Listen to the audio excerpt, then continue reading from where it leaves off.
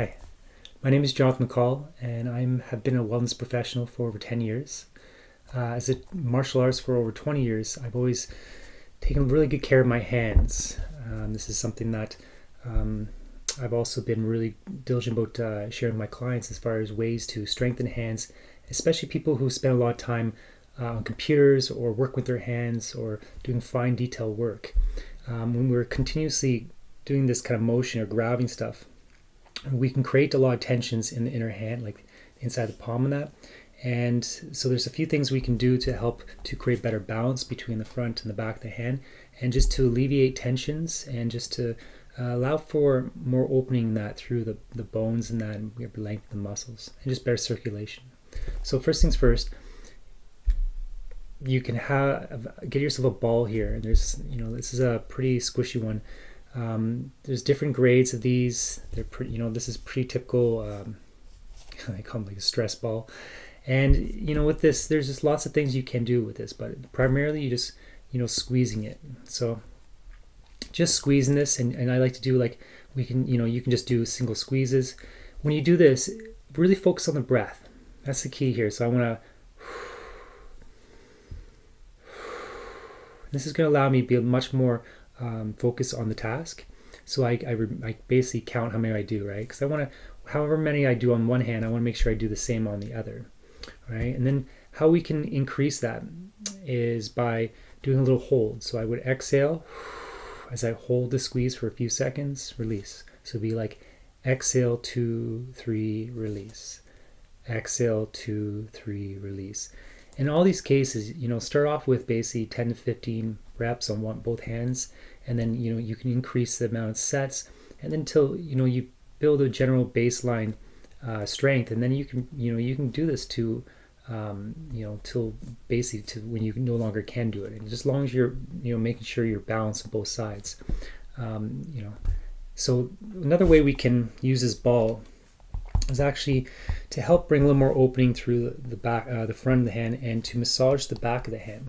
So really just, any opportunity to open the hand up fully is really beneficial, especially if you're always closing or grabbing stuff, right? So in this case, you can use the ball just to support, and just really focus and open the hand up as much as you can. And then just like you can explore rolling it from the wrist to the hand. Once again, connecting breath with movement. And I'm exploring rolling between basically 1, 2, 3, 4 these lines here to really encourage the splaying of the fingers. And as I do this, I'm really opening my hand up.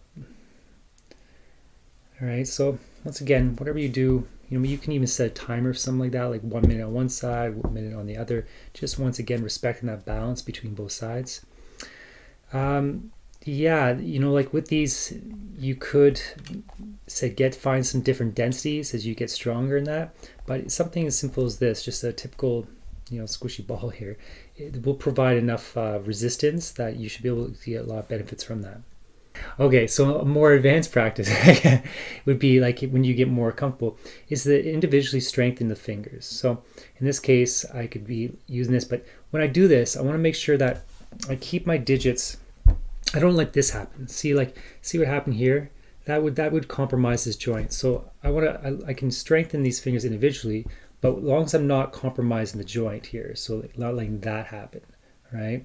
And that would be a more difficult variation compared to, say, like this here, right? Where I use 2 fingers, so I can use these 2 fingers. But once again, don't let this happen.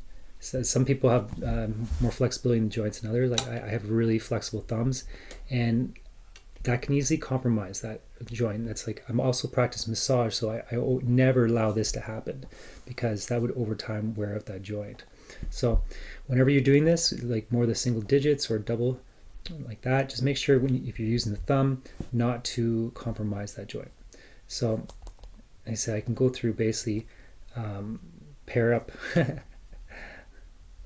Is probably because this has got a little bit more density. I'm actually probably find some softer where you could do like single fingers, but for the most part, I feel like it'd be more appropriate for most people to do 2 or even 3 fingers, and then you can switch them out, right? And just being creative, like and how you do this. But like I said, whatever you do, just try and make a point to be balanced on both sides. What else can we do with this? Simple is even just give yourself a little break and to challenge your coordination, because if you're always using one side of the body, which most people tend to be, right, more dominant on one side, it's good to just practice little things that help to work both sides of the body. If you've seen me before in one of Olga's videos, I remember I taught a series of exercises called cross crawls, and these very simple exercises balance the left and right hemispheres of the brain, which makes us more coordinated in that, right? Allows us to bring more balance between the left and right sides of the body. So one way you could do it, just having fun, right? A nice little way to even take a break from your sewing, just to get yourself upright and just have fun with it. Just like passing the ball back and forth. You might find that one hand is not quite as coordinated as the other, and this could be a really nice and simple way just to basically have a little break from your sewing. And even better if you stand up, right? Because if you're sitting down a lot, you put a lot of tension in the hips. So just keep that in mind. But the most important thing is have fun and use this as an opportunity to take a little break from extended periods of work, whether it's sitting in front of a computer or a sewing machine. All right, you gotta be aware to open up the body and not find yourself always in these positions that can create tensions, either through here, or in this case, the hand. Okay, so another exercise that we can do to now balance more, strengthen the extensors of the hand, is by using elastic bands. All right, so in the past I've used those thick elastic bands you get from broccoli and cauliflower. Those are perfect, but we're gonna make do with some of these bands here. So basically, you just want to be able to put the elastic band around the fingers, and then once again, you're gonna first just explore open and closing. Open, control closing, and then as you get more comfortable with this one, you can do a little bit of a hold. So so open 2, 3, open 2, 2. Open 2, 3, open 2, 4. Just remember to keep that count. So wherever you do in one hand, you do the same on the other. So with these elastic bands, you want to find an appropriate strength for you. Ideally, one that is closed enough that you are able to have this fully closed, as opposed to this one's not so bad, but it could be a little bit smaller. And once that becomes not enough resistance, then you can explore maybe bring in another elastic band. In this case, maybe even this, because I can double it up, will provide me that, and that might be a little too much, but either way, that's the idea. You just want to find a resistance that gives you challenge as you open up the hand and close it, and remain connected with your breath, to remain present, to remain aware of how many reps you do on one side, so you balance it out and do the same on the other. If you have one side that's really dominant, then I encourage you to actually start with your less dominant hand first. However many reps you do with the more dominant hand, you can do the same for the more dominant, the other way around. Whatever you do on the less dominant hand, that's how many reps you'll do for the most dominant hand. That way, you eventually could create balance between both hands. Awesome. So yeah, that would be a conclusion on how to strengthen the hands to help to create balance between back and front. And just know that where your attention goes, energy flows. So the more, you can also do hand massaging. I actually do this a lot too. There's a lot of different stretches in that, and I guess I'll go through some of them right now. So these are stretches I do every day. So first of all, wrist movements. When we're doing this a lot, these two areas of the body experience tendonitis more than any other place. So it's likely in some point in your life you've had tendonitis or sore wrists, right? So things I do pretty much every day is just simple wrist rotations, right? So just gently closing the hands, making gentle fists, and just exploring full circles one way, full circles other way, doing as many reps you feel inspired. Just once again, creating balance in both directions. And another one you can do is interlace the fingers, index fingers together. Imagine drawing a figure 8 on the ceiling.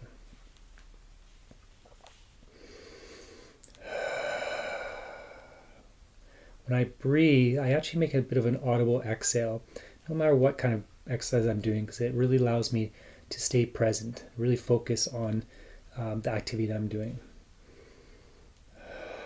All right, so next we can do a gentle stretching of basically grabbing the tops of the fingers, pushing through the base of the palm with the straight arm, and once again breathing into this whole area as we stretch it and find out that compassionate edge in terms of like finding, like you can really pull on the wrists here because this is a really strong area, but obviously you just find your edge, find that like where it's any more would be too much, and then you hold that and then use the breath to help cleanse that area. Think about you're literally cleansing all the bio waste that accumulates in these areas from when you're working a lot with your hands, and you may not have the best circulation, right? So you want to allow more blood flow to get in there to help actually remove just bio waste that accumulates from from just cellular action.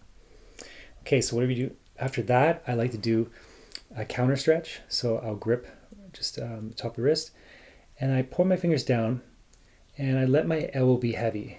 And this can be a little intense if you've never done it before. So find your compassionate edge, and once again, hold it for about 5 full breaths.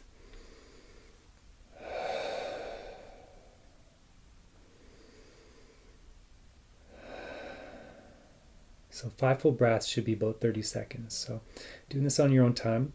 And I said, whatever you do on one side, make sure you're doing the counter on both sides. Yeah, on that note, that is a simple routine. It shouldn't take you more than basically 5 minutes to go through everything I shared with you. I'll make sure I do on both sides. And even that 5 minutes, doing that like 3 times a day, or just use it dispersed throughout your workday, can have huge benefits in terms of alleviating any pains or discomforts in the hands, or even developing things like carpal tunnel. That would assist in preventing that. So thanks so much for listening, and thank you, Olga, for providing me this opportunity to share my knowledge.